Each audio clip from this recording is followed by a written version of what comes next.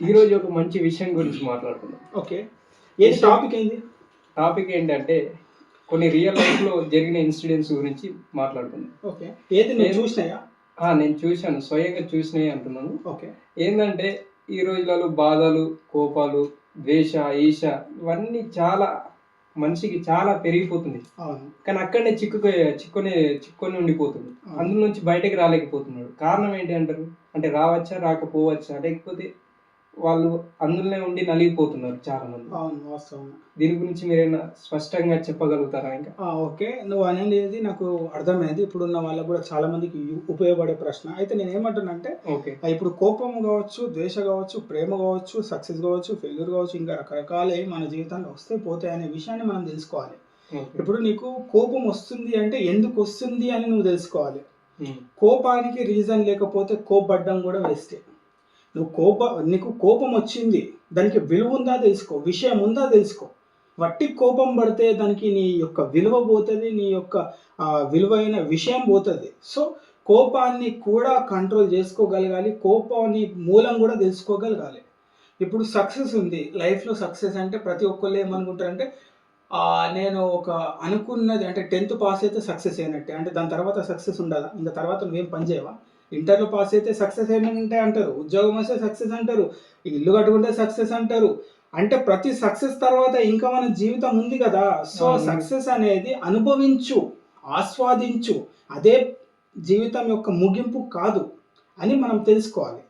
Fail అయితే కూడా మనకు తెలుసుకోవాల్సిన విషయం ఏంటంటే ప్రతి చోట ఫెయిల్ అయితేనే మనం ఏదన్నా నేర్చుకోగలుగుతాం. మన జీవితంలో ఎట్లుంటుందంటే ఇప్పుడు జనరల్గా ఇప్పుడు మనం స్కూల్లో వెళ్ళాలన్నా, స్కూల్లో వెళ్ళిన తర్వాత టీచర్స్ మనకి సిక్స్ సబ్జెక్ట్స్ ఏవైతే మనకి బోధిస్తారో, చెప్తారో, చెప్పిన వెంటనే మనకు అర్థమైతే అర్థం కాదు, మనం వెళ్తాం, నేర్చుకుంటాం.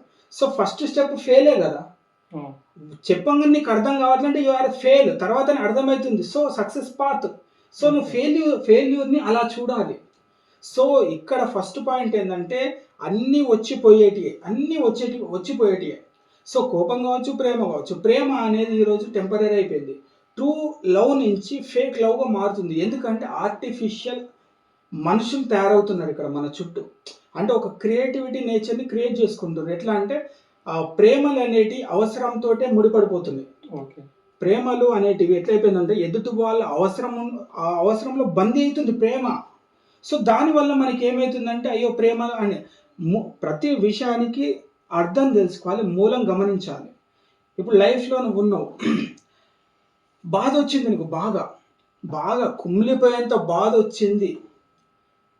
వచ్చిందని నువ్వు బాధపడినంత వరకు బాధపడు, ఏడుపు వచ్చిందా ఏడు, కోపం వచ్చిందా కోపడు, వెంటనే అక్కడి నుంచి బయటపడు, కాస్త సమయం తర్వాత బయటపడు. అదే లాగుతా తీసుకొని వెళ్తా అంటే నీ నేచర్, నీ ప్రశాంతత నీకు నువ్వే కిల్ చేసుకున్నట్టు. సో నేను అనేది అదే. ఇప్పుడు చాలామంది ఇక్కడ బాగా ఆలోచిస్తారు, నాకు అది కావాలి, ఇది కావాలి, లేదంటే వాళ్ళు నా కంట్రోల్లో ఉండాలి, లేకుంటే నాకు ఇదే కావాలి, ఇది దొరకాలి, ఇది తినాలి, ఇది చేయాలి, వీళ్ళు ఇదంతా అసలు బేసికల్గా ఆలోచించాల్సింది ఏంటంటే ఇదంతా మనుషులు క్రియేట్ చేసుకుంటున్నారు. ఇదంతా అవసరం లేదు, మనిషి బతకడానికి ఇది అవసరం లేదు. ఇప్పుడు నువ్వు ఉన్నావు, ఇప్పుడు కోపం ఎందుకు వస్తుంది? ఎదుటి వాళ్ళు నీకు నచ్చినట్టు లేకపోతే కోపం వస్తుంది. సో ఎదుటి వాళ్ళు నీకు నచ్చినట్టు ఎందుకు ఉండాలి? నీ కోపానికి అర్థం ఉందా దాంట్లో? ఇప్పుడు నువ్వు ఒక పని చేయాలనుకుంటున్నావు, అది సక్సెస్ కావట్లేదు అంటే ఎట్లా సక్సెస్ కావట్లేదని ప్రయత్నించు. నువ్వు కోపడితే ఏం లాభము? కోపడితే ఏమవుతుంది? కోపం ఎక్కడ వస్తుంది? బేసికల్గా ఎవరికైనా నచ్చిన పని చేయకపోయినా, నువ్వు అనుకున్న పని వేరే వాళ్ళు చేయకపోయినా, నువ్వు అనుకున్నట్టు వేరే వాళ్ళు ఉండకపోయినా నీకు కోపం వస్తుంది. కోపానికి అర్థం ఎక్కడ ఉంది? అసలు కోపానికి నీ దగ్గర స్థానమే లేదు. కానీ మనమే సృష్టించుకుంటున్నాం, మనమే అవసరం లేని బురదను అంటించుకొని బాధపడుతున్నాం. సో కోపం కావచ్చు, కేరింగ్ కావచ్చు, బాధ కావచ్చు, ప్రేమ కావచ్చు, ఇవన్నీ నీ చుట్టూ ఉన్న సర్కిల్లో నువ్వు క్రియేట్ చేసుకుంటున్న వాటి నుంచి వస్తున్నాయి. సో నీ నుంచి వస్తలేవు, వాటి మధ్యలో నువ్వు బందీ అయిపోయి అదే జీవితం అనుకుంటున్నావు, అది రాకపోతే జీవితం కాదనుకుంటున్నావు. సో నువ్వు క్రియేట్ చేసుకున్న నేచర్ అది. ఇప్పుడు నీ చుట్టూ ఉన్న వాళ్ళు ఇప్పుడు నీ దగ్గరకు వచ్చి ఎవరైనా మాట్లాడితే బాగా మాట్లాడతావు, అదే రోజు వస్తే యావరేజ్గా మాట్లాడతావు, ఏదో మాట్లాడతావు. ఎందుకు? బాగా అన్న దగ్గర మామూలుగా ఎందుకు అయింది? ఎందుకంటే నీ జీవితంలో కొత్తగా వచ్చే ప్రతి రిలేషన్ చాలా పెద్దగా అనిపిస్తుంది. రోజు వచ్చే రిలేషన్ మీద అంత ఉండదు. సో మన జీవితం కూడా అంతే. బాధ వచ్చినా, ఏడుపు వచ్చినా, ఇవన్నీ వచ్చినా కూడా నథింగ్. నీ లైఫ్కి అవసరం లేదు. గాయమైంది, నీ మనసు గాయపడ్డది. ఎవరి వల్లనో లేకుంటే ఎవరితోనైనా కావచ్చు, ఏదైనా అనుకున్న వర్క్ చేయలేకపోయినా నీ బాధ అనేది వస్తుంది జీవితంలో. సో గాయపడ్డ నీ మనసుతో నువ్వు ప్రశ్నించుకో, నేను గాయపడ్డ నా మనసుని ఇంకా పాడు చేయాలా, దాన్ని బాగు చేయాలా? సో నా మనసు పాడైపోయింది ఎవరి వల్లనో, లేకుంటే నాకు తగిలిన గాయం వల్లనో, లేకుంటే ఎవరో ఏదో ఒక మాట అన్నారనుకో, లేకుంటే నేను అనుకుంది జరగట్లేదు అనుకో, ఏదైనా నా మనసు గాయపడ్డప్పుడు దానికి నేను మెడిసిన్ ఏంది, దాన్ని బాగు చేయాలి. నేను పాడు చేయాలా? దాన్ని ఇంకా పాడు చేసుకుంటా పోతే నన్ను ఎవరు బాగు చేస్తారు? నువ్వు బాధల్లో ఉంటే ఎవరైనా వచ్చి లేపుతారా? లేపరు. లేపని వాళ్ళ బాధల గురించి నువ్వెందుకు బాధపడుతున్నావు? నిన్ను నువ్వే క్లీన్ చేసుకోవాలి, నీకు నువ్వే క్రియేట్ చేసుకోవాలి, నీకు నువ్వే ఒక పాత్ క్రియేట్ చేసుకోవాలి. ఇక్కడ చాలా రూట్ ఉంది కదా నీకు. రూట్ ఉన్న చోట నువ్వు ఇంకా పాత గాయాలు, పాత బాధలు, పాత ప్రేమలు, పాత ఇవన్నీ. ఒక లాజికల్ వర్డ్ చెప్తా. ఉదయించే సూర్యుడు మన కోసం రోజు కొత్తగా వస్తుంది. వీచే గాలి మన కోసం రోజు ఫ్రెష్గా వస్తుంది. పారే నది రోజు ఫ్రెష్గా పారుతుంది. కానీ మనిషి మాత్రం పాత ఆలోచనలు, పనికి మాలిన ఆలోచనలు, పనికి మాలిన గాయాలు, ఎప్పుడో జరిగిపోయినాయి అంత.